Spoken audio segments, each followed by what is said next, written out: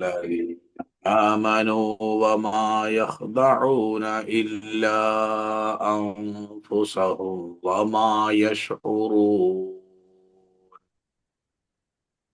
في قلوبهم مرض فزادهم الله مرضا ولهم عذاب أليم بما كانوا يكذبون وإذا قيل لهم لا تفسدوا في الأرض قالوا إنما نحن مصلحون ألا إنهم هم المفسدون ولكن لا يشعرون.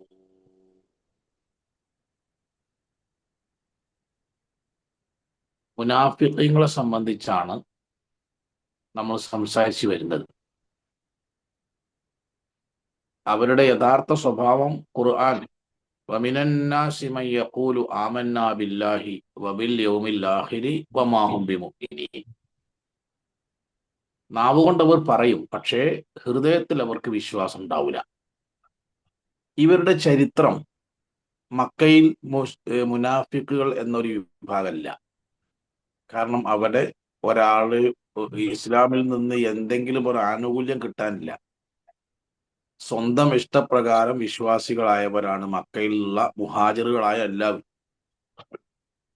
അതില് മദീനയിലെ വളരെ പ്രധാനപ്പെട്ട ഹസ്റജ്, ഔസ് ഗോത്രങ്ങളിൽ, ഹസ്റജ് ഗോത്രക്കാരനാണെങ്കിലും ഔസിലും ഹസ്റജിലും ഒരേപോലെ വ്യക്തിമുദ്ര പതിപ്പിച്ച ഒരു വ്യക്തിയായിരുന്നു അബ്ദുല്ലാഹിബിനു ഉബയ്യബിനു സുലൂൽ.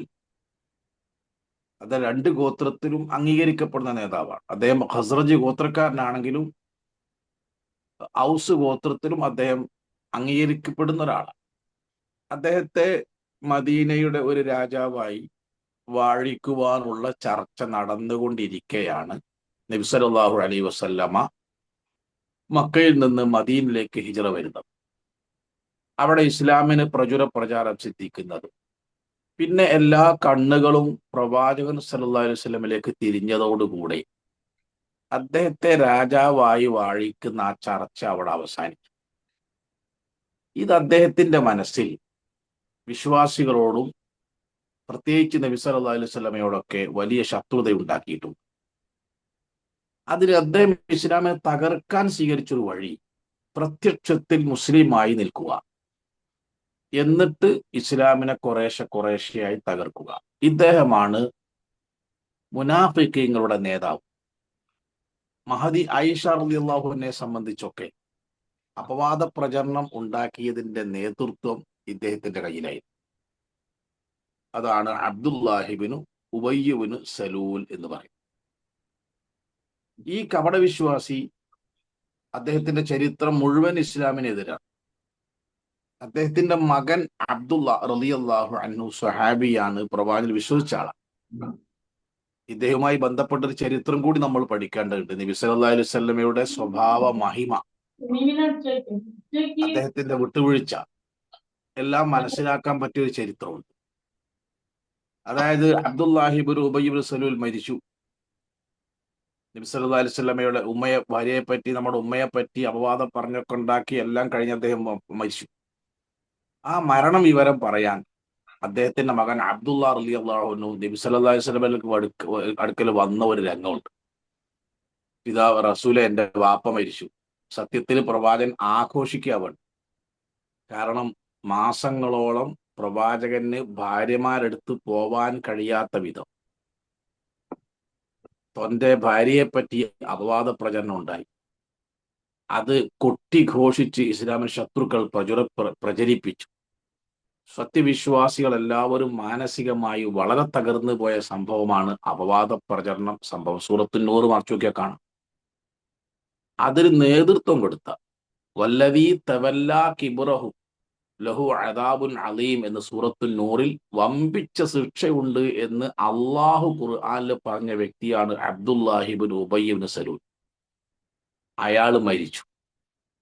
അയാളെ മരണവാർത്ത അറിയിക്കാൻ തന്റെ മകൻ സ്വഹാബിയായ അബ്ദുള്ള റളിയല്ലാഹു അൻഹു പ്രവാചകന്റെ അടുക്കൽ വന്നു. എന്നിട്ട് അദ്ദേഹം പറഞ്ഞു, റസൂലുള്ളാഹി, എന്റെ വാപ്പ മരിച്ചു.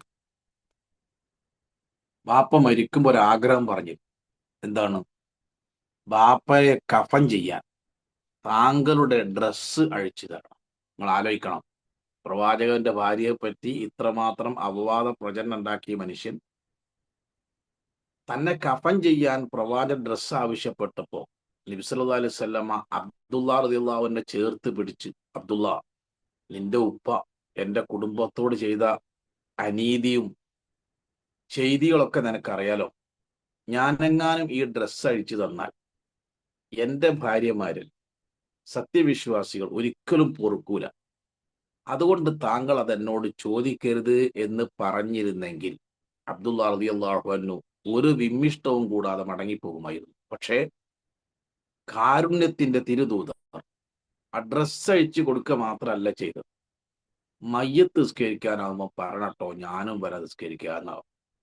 എന്താ പറയേണ്ടത്? ആ മയ്യത്ത് നിസ്കാരത്തിൽ അല്ലാഹുമ്മ ഗ്ഫിർ ലഹു വർഹംഹു വആഫിഹി വഅഫു അൻഹു എന്ന് പ്രാർത്ഥിക്കാൻ ഞാനും വരാം എന്ന് പ്രവാചകൻ സ്വല്ലല്ലാഹു അലൈഹി വസല്ലം പറയാം. അങ്ങനെ മയ്യത്ത് മദീനത്തെ പള്ളി കൊണ്ടുവന്ന് വെച്ച് നബി സല്ലല്ലാഹു അലൈഹി വസല്ലം നിസ്കരിക്കാൻ അടുത്ത് കയറി നിന്നപ്പോ മഹാനായ ഉമറുൽ ഫാറൂഖ് റളിയല്ലാഹു അൻഹു മയ്യത്തിന്റെയും റസൂലിന്റെയും ഇടയിൽ രണ്ട് കൈ നീർത്തി നടന്നു. ഒരു കാരണവശാലും ഇവർക്ക് നിസ്കരിക്കാൻ സമ്മതിക്കൂല. പ്രവാചകങ്ങൾ ആർക്ക് വേണ്ടിയാണ് നിസ്കരിക്കുന്നത്? ഈ മുനാഫിക്കിന് വേണ്ടിയാണ്. ഇദ്ദേഹമല്ല ഇക്കണ്ട ദ്രോഹങ്ങളൊക്കെ ചെയ്തത് എന്ന നിലക്ക് ഉമറുൽ ഫാറൂഖ് റളിയല്ലാഹുവിന്റെ സകല രോഷ പ്രകടനങ്ങൾ അദ്ദേഹം നിസ്കരിക്കാൻ സമ്മതിച്ചു. മയ്യത്തിന്റെയും റസൂലിന്റെയും ഇടയിലാണെന്ന്. അപ്പൊ നബി സല്ലല്ലാഹു അലൈഹി വസല്ലം പുഞ്ചിരിച്ചു. ഏത് ശിലാഹൃദയന്റെയും ഹൃദയം അലിയിച്ചു കളയുന്ന പ്രവാചകന്റെ ചിരി. അള്ളാഹുവിന്റെ റസൂൽ പറഞ്ഞു, അഖ്ർ അന്നി യാ ഉമർ, ഉമറെ മാറി നിൽക്കും, മനുഷ്യനല്ലേ, ആരെടുത്തും അബദ്ധം പറ്റൂല, ഉമർ മരിച്ചു പോയില്ലേ, അതുകൊണ്ട് നീ മാറി നിൽക്ക് എന്ന് പറഞ്ഞപ്പോ അള്ളാഹു പറഞ്ഞു, ഒരിക്കലും അവനക്ക് പുറത്തു കൊടുക്കൂല. 70,000 വട്ടം, 70 തവണ, 70 മറ, 70 തവണ താങ്കൾ പൊറുക്കല്ല തേടിയാലും പടച്ചോൻ പറഞ്ഞു, ഞാൻ അവനക്ക് പുറത്തു കൊടുക്കൂല. അപ്പൊ അള്ളാഹു പറഞ്ഞു, പിന്നെ നിങ്ങൾ നിസ്കരിക്കണത്? അതിന് റസൂൽ പറഞ്ഞ മറുപടി, നിസ്കരിക്കണ്ട എന്ന് പറഞ്ഞില്ലല്ലോ. അതാണ് നമ്മുടെ നേതാവിന്റെ ഹൃദയ വിശാലത എന്നുകൂടെ ഇതുമായി ബന്ധപ്പെട്ട് നമ്മൾ മനസ്സിലാക്കേണ്ടതുണ്ട്. അപ്പൊ അതാണ് കപട വിശ്വാസികളുടെ ചരിത്രം. അങ്ങനെ അവൻ മദീനയിൽ, അതേപോലെ തന്നെ മദീനയുടെ പ്രാന്തപ്രദേശങ്ങളിലുള്ള അറാബികൾക്കിടയിലൊക്കെ അവർക്ക് കുറച്ച് ആളുകളും വാളും വേരൊക്കെ ഉണ്ടായിരുന്നു ഈ കപട വിശ്വാസികൾക്ക്. അവർ പ്രത്യക്ഷത്തിൽ ആരൊക്കെ എന്ന് മനസ്സിലായത് ബദർ യുദ്ധത്തിലാണ്. നമുക്കറിയാം ആ ചരിത്രം. ആ കപട വിശ്വാസികളെ പറ്റിയാണ് അള്ളാഹു സുബ്ഹാനഹു വ തആല ഈ വമിനൻ നാസി മൻ യഖൂലു ആമന്നാ ബില്ലാഹി മുതൽ വിശദീകരിക്കുന്നത്. എന്താണ് കാപ്പട്യം എന്നതിന്റെ അറബി? നിഫാഖ് എന്നാണ്. നിഫാഖ് എന്ന് പറഞ്ഞാൽ നഫ്ഖ് എന്ന് പറഞ്ഞ ദ്വാരം. നഫ്ഖുല്ലിൽ മഷാ, സബ് വേ എന്ന് പറഞ്ഞാൽ ഈ റോഡിന്റെ അടിയിൽ കൂടെ അങ്ങനെ മുറിച്ച് കിടക്കുന്ന സബ് വേക്ക് നഫ്ഖ് എന്നാണ് അറബി പറയാം. അപ്പൊ ഒരു ഓട്ടമുള്ള പാത്രത്തിക്ക് വെള്ളം പാർന്നാൽ എങ്ങനെ ഉണ്ടാവും? അതുപോലെ ഈമാൻ മനസ്സിൽ നിന്ന് ചോർന്നു പോകുന്ന ഒന്നാണ് കാപ്പട്യം. അവർക്ക് ഒരുപാട് ലക്ഷണങ്ങൾ ഹദീസിലും ഖുർആനിലുമായി പറഞ്ഞിട്ടുണ്ട്. നമ്മളെല്ലാവരും അത്തരം അടയാളങ്ങളിൽ നിന്ന് മാറി വിശ്വാസിയുടെ അടയാളം മാത്രമുള്ളവരാണ് നമ്മൾ എന്ന് ഉറപ്പുവരുത്തുന്നതിന് വേണ്ടി അവരുടെ ചില അടയാളങ്ങൾ നമ്മളെ ശ്രദ്ധയിൽപ്പെടുത്തുകയാണ്. ഒന്ന്, ഒരു ഹദീസിൽ അള്ളാഹുവിന്റെ റസൂൽ സ്വല്ലല്ലാഹു അലൈഹി വസല്ലം പറഞ്ഞു, ആയത്തുൽ മുനാഫിഖി സലാത്ത്, കപട വിശ്വാസിയുടെ അടയാളം 3 ഇദാ ഹദ്ദസ കദബ, സംസാരിച്ചാൽ കളവ് പറയും. സംസാരിച്ചാൽ അവർ കളവ് പറയും. നബി സല്ലല്ലാഹു അലൈഹി വസല്ലമക്ക് രാത്രി ഒരിക്കൽ അള്ളാഹുവിന്റെ റസൂൽ സ്വല്ലല്ലാഹു അലൈഹി വസല്ലം രാത്രി കടന്നുറങ്ങുമ്പോൾ 2 ആളുകൾ വന്നിട്ട് പറഞ്ഞു, വാ നമുക്കൊരു യാത്ര പോവാം. നബി സല്ലല്ലാഹു അലൈഹി വസല്ലം അവരുടെ കൂടെ ഇങ്ങനെ പോവുകയാണ്. പോയി അവര് പല രംഗങ്ങളും കാണിച്ചു കൊടുത്തു. അങ്ങനെ ഒരുപാട് ശിക്ഷാമുറകൾ. ഒരു മനുഷ്യൻ ഇങ്ങനെ കമിഴ്ന്ന് കിടക്കുന്നു. ഒരാൾ ആ കമിഴ്ന്ന് കിടക്കുന്ന മനുഷ്യന്റെ തലയിലേക്ക് വലിയ കല്ലുകൊണ്ട് എറിയുന്നു. ഏറുകൊണ്ട് തല ഛിന്ന ഭിന്നമായി പോകുന്നു. കല്ല് മറ്റൊരു ഭാഗത്തേക്ക് പോകുന്നു. ഈ എറിഞ്ഞ ആള് ആ കല്ലെടുത്ത് തിരിച്ചു വരുമ്പോഴേക്ക് അയാൾ തല പൂർവ്വസ്ഥിതിയിലാകുന്നു, വീണ്ടും എറിയുന്നു. ഇങ്ങനെ ആവർത്തിച്ചുകൂടി. നബി സ്വല്ലല്ലാഹു അലൈഹി വസല്ലം ചോദിച്ചു, എന്താണ് ഇയാൾക്ക്, എന്താണ് സംഭവം, ആരാണ് ഇയാൾ? അപ്പൊ ഈ കൂടെ വന്ന ആൾ പറഞ്ഞു, ഇന്തലി ഇന്തലി ഹുവ, ഇനിയും കാണാനുള്ള അവസാനം വിശദീകരിക്കാം. അങ്ങനെ വീണ്ടും ചെന്നു. രണ്ടാമത് കണ്ടത് ഒരു മനുഷ്യന്റെ കവിള് കത്തി കൊണ്ട് ഇങ്ങനെ മുറിക്കണതാണ്. ഒരു ഭാഗം മുറിച്ച് മറ്റേ ഭാഗം മുറിക്കുമ്പോൾ ആദ്യം മുറിച്ചത് ഉണങ്ങും. ഇങ്ങനെ കവിള് ഇങ്ങനെ വലിയ കത്തി കൊണ്ട് മുറിച്ചു കൊണ്ടിരിക്കുന്നു. ഇങ്ങനെ ഒരുപാട് കണ്ട കൂട്ടത്തിൽ ഈ കവിള് കത്തി കൊണ്ട് മുറിക്കുന്ന ആളുകളെ പറ്റി, അല്ലെ മുറിക്കപ്പെടുന്ന ഈ വ്യക്തിയെ പറ്റി ഈ കൂടെ കൊണ്ടുപോയ ആളുകൾ പറഞ്ഞത് കളവ് പ്രചരിപ്പിക്കുന്ന ആളാണ്. ഇയാളുടെ കളവ് മശ്രിഖ് മുതൽ മഗ്രിബ് വരെ എല്ലാവരും ഏറ്റെടുത്തു. ഒറ്റ കളവ് മതി. ഒരു കളവ് ഇയാളാണ് പറഞ്ഞു, അതെല്ലാവരും ആണ് ഏറ്റെടുത്തു. ഇപ്പൊ സോഷ്യൽ മീഡിയയിലൊക്കെ ഒരു വാർത്ത നമ്മൾ ഫോർവേഡ് ചെയ്യുമ്പോൾ ഈ സംഭവം, ഈ ഹദീസ് നമ്മുടെ ശ്രദ്ധയിൽ ഉണ്ടാവണം. സംസാരിച്ചാൽ കളവ് പറയുക, കളവ് പ്രചരിപ്പിക്കുക. വഇദാ വഅദ അഖലഫ, വാഗ്ദത്തം ചെയ്താൽ ലംഘിക്കുക. വഇദ ഇത്മിന ഖാന, വിശ്വസിച്ചാൽ ചതിക്കുക. ഇത് കപട വിശ്വാസികളുടെ ലക്ഷണമായി ഒരു ഹദീസിൽ പറഞ്ഞിട്ടുള്ളതാണ്. മറ്റൊരു ഹദീസിൽ നമുക്ക് കാണാം, വഇദാ ഹാസമ ഫജറ, പിണങ്ങിയാൽ നെറികേട് കാണിക്കുക. ഇണങ്ങി നിൽക്കുമ്പോൾ ഒരു പ്രശ്നവുമില്ല, പിണങ്ങി കഴിഞ്ഞാലുണ്ടല്ലോ എന്തും ചെയ്യാൻ മടിക്കാത്ത പ്രകൃതം, അത് കപട വിശ്വാസിയുടേതാണ്. മത പ്രസംഗ സ്റ്റേജുകളിൽ പോലും ഈ വൈദാ ഹാസമ ഫജറ എന്നത് നമ്മൾ ഒരുപാട് കാലം കണ്ടതാണ്. തോളോട് തോളുരുമ്മി തൗഹീദ് പ്രചരിപ്പിച്ചിരുന്ന ആളുകൾ ചില ചില്ലറ അഭിപ്രായ വ്യത്യാസത്തിന്റെ പേരിൽ രണ്ടോ മൂന്നോ പ്ലാറ്റ്ഫോമിലേക്കായപ്പോൾ കേരളം കണ്ടത് എന്തായിരുന്നു? അവരുടെ പൂർവ്വകാലത്ത് അവർ പറഞ്ഞതും ചെയ്തതും എഴുതിയതും തപ്പി പിടിച്ച് കൊണ്ടുവന്ന് പൊടിപ്പും തേങ്ങലും വെച്ചു. സഹോദരന്മാരെ, ഇത് കപട വിശ്വാസത്തിന്റെ അടയാളല്ലേ? വഇദാ ഹാസമ ഫജറ, ഒരു മനുഷ്യന്റെ രഹസ്യം അങ്ങനെ ചെകഞ്ഞന്വേഷിച്ചിട്ട് പുറത്തു വിടാൻ പാടും, അതും പിണങ്ങിയതിന് ശേഷം. ഈ തെറ്റുകളൊക്കെ ഇവർ ചെയ്യുന്നുണ്ട് എന്ന് കൂടെ നിൽക്കുമ്പോൾ അവർക്ക് അറിയില്ലായിരുന്നു. ആലോചിച്ച് നോക്കിങ്ങൾ. അപ്പോൾ ഇതാ ഹാസമ ഫജറ, രണ്ടാൾ നമ്മൾ തെറ്റിയാൽ എന്ത് നെറികേടും ചെയ്യുക എന്നത് കാപ്പട്യത്തിന്റെ അടയാളമാണ്. ഈ സൂറത്തിൽ അള്ളാഹു പറഞ്ഞിട്ടുള്ളത് അവർക്ക് രണ്ട് മുഖം ഉണ്ടാവും. അത് ശേഷമുള്ള ആയത്ത് വിശദീകരിക്കുമ്പോൾ നിങ്ങൾക്ക് മനസ്സിലാവും. രണ്ട് മുഖം, ഒരു ജനങ്ങളുടെ മുമ്പിൽ ഒരു മുഖം, ഒറ്റക്കാവുമ്പോൾ മറ്റൊരു മുഖം. ഇത് കാപ്പട്യത്തിന്റെ അടയാളം. ഭൗതിക നേട്ടം കിട്ടുമ്പോൾ അവിടെ മുൻപന്തി ഉണ്ടാവും. എന്തെങ്കിലും ത്യാഗം ചെയ്യേണ്ടി വരുമ്പോൾ പിന്നോട്ടടിക്കുക. ഇത് കാപ്പട്യത്തിന്റെ അടയാളമാണ്. കുല്ലമാ അളാ അലഹും മശൗ ഫീഹി വഇദാ അളലമ അലൈഹിം ഖാമു. ഈ ശേഷമുള്ള ആയത്ത് നമ്മൾ പഠിക്കാനുള്ളതാണ്. എന്തെങ്കിലും നേട്ടം കിട്ടും എന്ന് കണ്ടാൽ അവർ മുന്നോട്ട് പോകും. എന്തെങ്കിലും പ്രയാസമുള്ള സന്ദർഭം പിന്നോട്ടടിക്കും. അത് ബദർ യുദ്ധത്തിൽ അവർ പിന്നോട്ട് പോയി. കപടവിശ്വാസികൾ ആരൊക്കെ എന്ന് പരസ്യമായ രഹസ്യമായത് ഈ ബദർ യുദ്ധത്തിലാണ്. അതേപോലെ തന്നെ സൂറത്തുൽ ബഖറ 85-ാമത്തെ ആയത്ത് ഇൻഷാ അല്ലാഹ് നമ്മൾ ഈ സൂറത്തിൽ പഠിക്കും. അഫതുഅ്മിനൂന ബിബഅദിൽ കിതാബി വതക്ഫുറൂന ബിബഅദ്, വേദഗ്രന്ഥത്തിന്റെ ചില ഭാഗങ്ങൾ അംഗീകരിക്കുകയും വേറെ ചില ഭാഗങ്ങൾ നിങ്ങൾ തള്ളിക്കളയുകയും ചെയ്യുകയുമാണ്. അത് കാപ്പട്യം. ഖുർആൻ വേദഗ്രന്ഥം മുഴുവൻ അംഗീകരിക്കും. ഇപ്പൊ നമസ്കാരം എല്ലാ ജില്ലയിലും ഒരുപോലെ, നോമ്പ് എല്ലാ ജില്ലയിലും ഒരുപോലെ, സക്കാത്ത് എല്ലാ ജില്ലയിലും ഒരുപോലെയാണ്. എന്നാ വിവാഹം ഓരോ ജില്ലയിലും ഓരോ പോലത്തില്ല. എന്താ കാരണം? അവിടെ പ്രമാണമല്ല. അതിൽ പ്രമാണമല്ല, നാട്ടു നടപ്പാണ്, നാട്ടാചാരമാണ്. നാട്ടുകാരും കുടുംബക്കാരും നമ്മുടെ ജില്ലയിൽ നമ്മളെ പ്രദേശത്തുള്ളവരും എന്തൊക്കെയാണോ എങ്ങനെയൊക്കെയാണോ എത്രയൊക്കെയാണോ ചെയ്യല് അതാ ചെയ്യും. അപ്പോൾ 100 സ്ഥലത്ത് 100 കോലാവും. പാടുണ്ടോ? പാടില്ല. എല്ലാത്തിനും അള്ളാഹുവിന്റെ റസൂലും ഖുർആനും നമുക്ക് മാതൃക കാണിച്ചു തന്നിട്ടുണ്ട്. അങ്ങനെ ഇബാദത്തും മുആമലാത്തും വേദഗ്രന്ഥം അനുസരിച്ച് മാറ്റുന്നതിന് പകരം അഫതുഅ്മിനൂന ബിബഅദിൽ കിതാബി, വേദഗ്രന്ഥത്തിന്റെ ഇബാദത്തിന്റെ കാര്യങ്ങളൊക്കെ നിങ്ങൾ അംഗീകരിക്കും. എന്നാൽ ഇബാദത്തല്ലാത്ത കാര്യങ്ങൾക്ക് മുആമലാത്ത് എന്നാ പറയാം. അവിടെ ഇസ്ലാമിന്റെ യാതൊരു നിയമവും ഇല്ലാത്തൊരവസ്ഥ നമുക്കുണ്ടെങ്കിൽ നമ്മൾ കപടന്മാരാണ്, യാതൊരു സംശയമില്ല. അതുപോലെ തന്നെ ഒരു തെല്ലിൽ നിന്നുകൊണ്ട് ഒരു തറ്റത്ത് നിന്നുകൊണ്ട് അള്ളാഹുവിൽ വിശ്വസിക്കുക എന്ന് പറഞ്ഞാൽ കിബില മാറ്റമുണ്ടായി. കിബില മാറ്റം ഉണ്ടാക്കിയ എന്തിനാണ്? അള്ളാഹും റസൂലും എന്ത് പറഞ്ഞാൽ സമിഅനാ വ അതഅന എന്ന് ആരാ പറയുന്നത്? ആരാണ് ഇതിനെ ചോദ്യം ചെയ്യുന്നത്? ആരാണ് അതിൽ സംശയാലുക്കളാകുന്നത് എന്നറിയാനാണ്.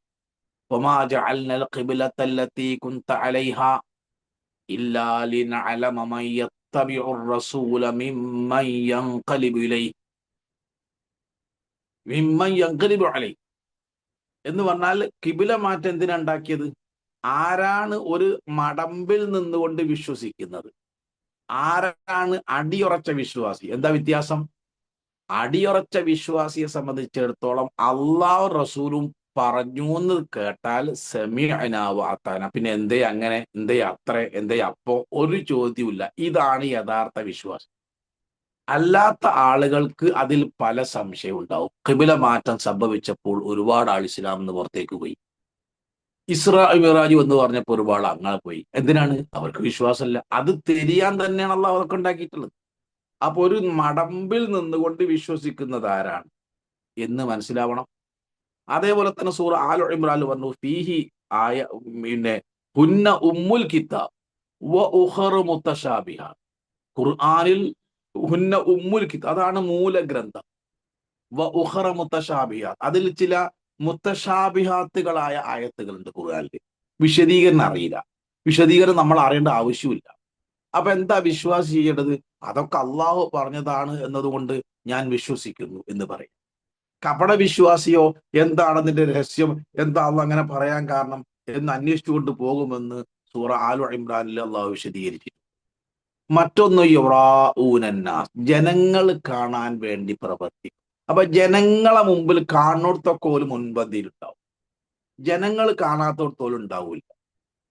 ഖുർആൻ അത് വളരെ വ്യക്തമായി പറഞ്ഞു. യുറാഊനന്നാസ്, ജനങ്ങൾ കാണാൻ വേണ്ടി പ്രവർത്തിക്കുന്ന ഒരു കാപട്യമാണ്.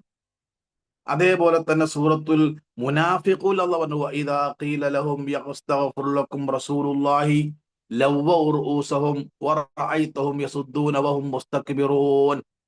അള്ളയും റസൂലും ക്ഷണിക്കണ വഴിയിലേക്ക് വരൂ, എങ്കിൽ അള്ളാഹ് നിങ്ങൾക്ക് പുറത്തു തരും എന്ന് അവരോട് പറയപ്പെട്ടാൽ അഹങ്കാരത്തോടുകൂടി തിരിഞ്ഞു കളയുന്നവരാരോ അവൻ കപടനാണ്. അതേപോലെ തന്നെ 9ാമത്തെ അടയാളമായിട്ട് ഖുർആൻ പറഞ്ഞു യുഹിബ്ബൂന അൻ യുഹ്മദു ബിമാ ലം യഫ്അലൂ. അവർ ചെയ്യാത്ത കാര്യത്തിന്റെ പേരിൽ അവരെ സ്തുതിക്കുന്നത് അവർ ഇഷ്ടപ്പെടുന്നു. മുഖസ്തുതി പറയുന്നവന്റെ വായിൽ മണ്ണ് വാരി ഇടണം എന്ന് റസൂൽ സ്വല്ലല്ലാഹു അലൈഹി വസല്ലം പറഞ്ഞത് എന്തുകൊണ്ടാണെന്നറിയോ? അത് കേട്ടിട്ട് എന്റെ മനസ്സിലൊരു പുളകം വരികയാണെങ്കിൽ എന്നിൽ കാപ്പട്ടിണ്ടെന്ന് അതിന്റെ അർത്ഥം. ഇതിന്ന് രക്ഷപ്പെടാൻ എന്താണ് വഴി? ഹുദൈഫ റളിയല്ലാഹു അൻഹുവിനോട് ഒരാൾ ചോദിച്ചു, ഞാൻ നിഫാഖ് ഭയപ്പെടുന്നു ഹുദൈഫ, എന്താണ് അതിന് രക്ഷപ്പെടാനുള്ള വഴി? അപ്പൊ അദ്ദേഹം പറഞ്ഞു, നീ രഹസ്യമായി നന്മ ചെയ്യാറുണ്ടോ? ഉണ്ടെങ്കിൽ നിന്നിൽ നിഫാഖ് ഇല്ല എന്നാണ് അർത്ഥം. നീ ചെയ്ത തെറ്റിന്റെ പേരിൽ നീ പശ്ചാത്തപിച്ച് തൗബ ചെയ്ത് സങ്കടപ്പെടാറുണ്ടോ? ഈ 2 സ്വഭാവം നിനക്കുണ്ടെങ്കിൽ നീ അതിൽ നിന്ന്, കാപ്പട്യത്തിൽ നിന്ന് രക്ഷപ്പെട്ടവനാണ് എന്ന് നീ മനസ്സിലാക്കണം. ഇപ്പൊ ഞാൻ പറഞ്ഞത് കപടന്മാരുടെ ചരിത്രവും അവരുടെ സ്വഭാവ ഗുണങ്ങളുമാണ്. എന്നിട്ട് അല്ലാഹു പറഞ്ഞു യുഖാദിഊന അല്ലാഹ വല്ലദീന ആമനു വമാ യഖ്ദഊന ഇല്ലാ അൻഫുസഹും വമാ യശ്ഉറൂൻ. ഖാദഅ എന്ന് പറഞ്ഞാൽ വഞ്ചിക്കുക. യുഖാദിഊന, അവർ വഞ്ചിക്കുന്നു അള്ളാഹുവിനെ. വല്ലദീന ആമനു, വിശ്വസിച്ചവരെയും വഞ്ചിക്കുന്നു. എന്നാൽ വമാ യഖ്ദഊന, അവർ വഞ്ചിക്കുന്നില്ല ഇല്ലാ അൻഫുസഹും, അവരെ തന്നെയല്ലാതെ. വമാ യശ്ഉറൂൻ, പക്ഷെ അത് ഈ പൊട്ടന്മാർക്ക് മനസ്സിലാവില്ല, അത് ഈ വിഡ്ഢികൾക്ക് മനസ്സിലാവില്ല. അവരെ തന്നെയാണ് വഞ്ചിച്ചു കൊണ്ടിരിക്കുന്നത്, അവരെ തന്നെയാണ് നശിപ്പിച്ചുകൊണ്ടിരിക്കുന്നത്, അവർ തന്നെയാണ് വഞ്ചനയിൽ വീണിരിക്കുന്നത് എന്ന കാര്യം ഭൗതിക താല്പര്യം കൊണ്ട് അവർക്ക് മനസ്സിലാക്കാൻ സാധിക്കുന്നില്ല. യുഖാദിഊന അല്ലാഹ, അള്ളാനെ അള്ളാനെ ആർക്കും വഞ്ചിക്കാൻ കഴിയില്ല. പക്ഷേ പ്രത്യക്ഷത്തിൽ ഞങ്ങൾ അള്ളാഹുവിൽ വിശ്വസിക്കുന്നു എന്ന് പറയുകയും രഹസ്യത്തിൽ അത് ഇല്ലാതിരിക്കുകയും ചെയ്യുമ്പോൾ ഒരു തരത്തിൽ അള്ളാനെ വഞ്ചിക്കുക ചെയ്യുന്നു. ഇനി വല്ലദീന ആമനു, വിശ്വാസികളെ വഞ്ചിക്കുക എന്ന് പറഞ്ഞാൽ അള്ളാനെ വഞ്ചിക്കുന്നത് തുല്യമാണല്ലോ. വമാ യഖ്ദഊന അവർ വഞ്ചിക്കുന്നില്ല ഇല്ല അൻഫുസുഹും സ്വന്തത്തെ തന്നെ അല്ലാതെ. എന്താ അങ്ങനെ പറയാൻ കാരണം? ഒന്ന്, ഫഇന്നമാ മനിഹ്തദാ ഫഇന്നമാ യഹ്തദീ ലിനഫ്സി. ആരെങ്കിലും സന്മാർഗം തെരഞ്ഞെടുത്താൽ അതിന്റെ ഗുണം അവനാണ്. വമൻ ളല്ല ഫഇന്നമാ യദില്ലു അലൈഹ. ആരെങ്കിലും ദുർമാർഗം തെരഞ്ഞെടുത്താലോ അതിന്റെ ദോഷവും ഓൻക്ക് തന്നെയാണ്. അപ്പൊ ഞാൻ ദുർമാർഗം തെരഞ്ഞെടുത്താൽ എന്താ അതിന്റെ അർത്ഥം? ഞാൻ എന്നെ തന്നെയാ വഞ്ചിക്കണെന്നാണ്. അതാണ് വമാ യഖ്ദഊന ഇല്ലാ അൻഫുസഹും. അവർ അവരെ തന്നെ അല്ലാതെ വഞ്ചിക്കുന്നില്ല. എന്താണ് അവർക്ക് കിട്ടാൻ പോണത്? അള്ളാന്റെ റഹ്മത്ത് നഷ്ടപ്പെടും, ശിക്ഷ കിട്ടും, വിശ്വാസി അല്ലാതെയായി മരണപ്പോട്ട് വേണ്ടി വരും. ഇന്നൽ മുനാഫിഖീന ഫി ദർക്കിൽ അസ്ഫലി മിനന്നാർ. നരകത്തിൽ ഏറ്റവും അടിയിലെ തട്ടിലാണ് കപട വിശ്വാസികൾ. അങ്ങോട്ട് പോകുന്ന ഒരു പണി ഞാൻ എടുക്കുക എന്ന് പറഞ്ഞാൽ ഞാൻ എന്നെ തന്നെയാണ് വഞ്ചിക്കുന്നത്. അതാണ് വമാ യഖ്ദഊന ഇല്ലാ അൻഫുസഹും. കാരണം അള്ളാഹു എല്ലാം അറിയുന്നു. ജനങ്ങളെ സംബന്ധിച്ചിടത്തോളം അവർക്ക് പ്രത്യക്ഷമായതേ അറിയും, അപ്പുറത്തുള്ള ഉള്ളിലുള്ളത് അറിയില്ല. എന്നാൽ അള്ളാഹു എല്ലാം അറിയുന്നു. ഈ രഹസ്യങ്ങളെല്ലാം അള്ളാഹു നാളെ വിളിച്ചു പറയും. അപ്പൊ ഇവരുടെ ഈ കാപട്യൊക്കെ കോടാനക്കോടി മനുഷ്യന്മാരുടെ മുമ്പിൽ അള്ളാഹു വെളിച്ചത്ത് കൊണ്ടുവരുന്നൊരു ദിവസമുണ്ട്. ഇബ്രാഹിം അലൈഹി സ്വലാത്തു വസ്സലാം പ്രാർത്ഥിച്ചല്ലോ, അല്ലാ തുഖ്സിനി യൗമ യുബ്അതൂൻ. പടച്ചോനെ, പരലോകത്ത് നീ ഞങ്ങളെ അപമാനിക്കരുത്. പരലോകത്തെ അപമാനം എന്താ? ആരും തുണി കുപ്പായ ഇടില്ല. അതിന് വലിയ അപമാനം വേറെ വല്ലതും ഉണ്ടോ? അതിനേക്കാൾ വലിയ അപമാനമാണ് മനുഷ്യന്റെ മുഴുവൻ രഹസ്യങ്ങളും ചികയും. യൗമ തുബ്ല സറായിർ. സിറുൻ എന്നതിന്റെ ബഹുവചനമാണ് സറായിർ, രഹസ്യങ്ങൾ. ലിക്കുല്ലി ഗാദിരിൻ ലിവാഉൻ യൗമൽ ഖിയാമ. എല്ലാ വഞ്ചകന്മാർക്കും ഒരു കൊടി പരലോകത്ത് അല്ലാഹു നൽകും. ആ കൊടി കണ്ടാൽ മനസ്സിലാക്കണം ഇവൻ വഞ്ചകനാണ്. അങ്ങനെ സ്വയം കോടാനക്കോടി മനുഷ്യന്മാരുടെ മുമ്പിൽ അപമാനിതനാകുന്ന വിധത്തിൽ അള്ളാഹ്ക്ക് ഏറ്റവും കോപമുള്ള വിഭാഗത്തിൽ സ്വന്തത്തെ ഉൾപ്പെടുത്തുക എന്ന് പറഞ്ഞാൽ സത്യത്തിൽ അവർ അവരെ തന്നെയാണ് വഞ്ചിച്ചു കൊണ്ടിരിക്കുന്നത് എന്നാണ് അള്ളാഹു പ്രസ്താവിക്കുന്നത്. എന്നിട്ട് അള്ളാഹു പറഞ്ഞു, ഫീ ഖുലൂബിഹിം മറദുൻ. അവരുടെ ഹൃദയങ്ങളിൽ രോഗമുണ്ട്. ഫസാദഹുമുല്ലാഹു മറദ. അള്ളാഹു ആ രോഗം വർദ്ധിപ്പിച്ചിരിക്കുന്നു. വലഹും അദാബുൻ അലീമും ബിമാ കാനൂ യക്ദിബൂൻ. അവർ കളവാക്കിയ നിമിത്തം അവർക്ക് വേദനാജനകമായ ശിക്ഷയും. അപ്പോ ഓരോ വാക്കിന്റെ അർത്ഥം ഫീ ഖുലൂബിഹിം, അവരുടെ ഹൃദയങ്ങളിലുണ്ട്. ഖൽബ് എന്നതിന്റെ ബഹുവചനമാണ് ഖുലൂബ്. ഈ ഖൽബ് എന്ന വാക്ക് ഹൃദയത്തിന് പറയാനുള്ള കാരണം എന്താ? സുമ്മിയൽ ഖൽബു ബിതഖല്ലുബിഹി. നല്ലോണം ശ്രദ്ധിക്കണം. ഖൽബ് എന്ന വാക്ക് ഹൃദയത്തിന് കൊടുക്കാൻ കാരണം അതിന്റെ ചാഞ്ചാട്ടാണ്. പെട്ടെന്ന് മാറും ഹൃദയം. രാവിലത്തെ പോലല്ല വൈകുന്നേരം ഉണ്ടാവും. പോയ മാതിരിയല്ല തിരിച്ചു വരും. മിനിറ്റുകൾക്കുള്ളിൽ ഹൃദയം എന്ത് ചെയ്യും? മാറും. ഈ ചാഞ്ചാട്ടം കൊണ്ടാണ് ഹൃദയത്തിന് അറബി ഭാഷയിൽ ഖൽബ് എന്ന് പേര് പറയാനുള്ള കാരണം. ആ ഹൃദയത്തെ എവിടെയെങ്കിലും ഒന്ന് പിടിച്ച് കെട്ടണം. കെട്ടുക എന്നതിന് അറബിയിൽ അഖീദ, അഖദ എന്നാ പറയും. വിശ്വാസ കാര്യങ്ങൾക്ക് അറബിയിൽ അഖീദ എന്നാ പറയുക. പണ്ടൊക്കെ നമ്മൾ മദ്രസയിൽ ഇപ്പൊ എന്താ വിഷയം എന്ന് ഉസ്താദ് ചോദിക്കുമ്പോൾ അഖീദ എന്ന് പറയും. എന്താ അഖീദ എന്ന് പറഞ്ഞാൽ? വിശ്വാസം. എന്താ വിശ്വാസം? മനുഷ്യന്റെ മനസ്സിനെ അള്ളാഹുവിൽ ബന്ധിക്കുന്ന കാണാത്തൊരു കയറിന്റെ പേരാണ് അഖീദ, വിശ്വാസം. ആ കയറിന് എത്ര ബലമുണ്ട്, അപ്പൊ ഹൃദയം ഉറച്ചാണത്. ആ ബലം കുറയുന്നതിനനുസരിച്ച് എന്ത് ചെയ്യും?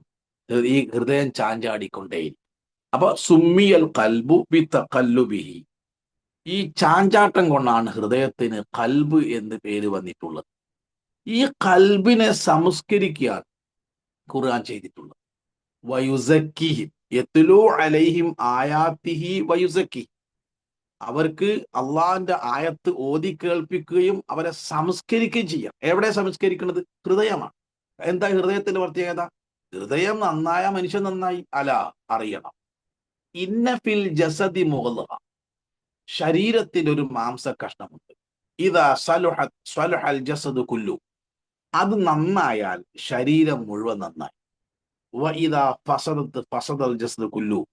അത് മോശമായാലോ ശരീരം മുഴുവൻ മോശമായി. അല, അറിയുക, വഹിയൽ ഖൽബ്, അത് ഹൃദയമാണ് എന്ന് നബി സല്ലല്ലാഹു അലൈഹി വസല്ലം ഹൃദയത്തെ പറ്റി പറഞ്ഞ സുപ്രസിദ്ധമായ വചനം നമുക്കെല്ലാവർക്കും അറിയാം. അപ്പൊ ഈ ഹൃദയത്തിൽ രോഗമുണ്ട്. ഫീ ഖുലൂബിഹിം മറദുൻ. ആ രോഗം ഏതാണ്? നിഫാഖാണ്, കാപ്പട്യം. എല്ലാ രോഗത്തെയും മാറ്റാനുള്ള മാർഗമാണ് ഈമാൻ. ഈമാനാണ് കടക്കുന്നതോടുകൂടി എല്ലാ ഇരുട്ടും നീങ്ങും.